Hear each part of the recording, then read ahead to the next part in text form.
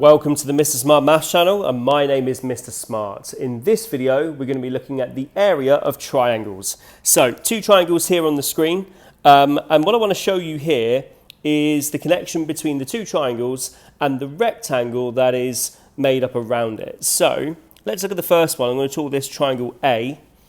I want to show you that this is also triangle A, just rotated around.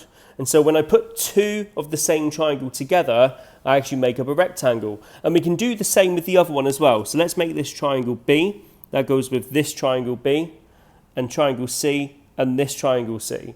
So what I'm saying is, basically, the area of a rectangle is going to be the area of two triangles. Or the area of a triangle is going to be half that of a rectangle. And we hopefully know what the area of a rectangle is already from previous learning, so base times height, and that means that the area of a triangle is going to be the base multiplied by the height and then divided by 2. Okay, so let's do a couple of examples here. So here we have a right angled triangle with a base of 6 and a height of 4. So we're going to use that formula now. Base, which is 6, multiplied by height, which is 4, and we're going to divide that by 2. So 6 multiplied by 4 is 24. Divided by 2 gives me 12. Now do not forget your units. In this case, it's going to be centimetres squared.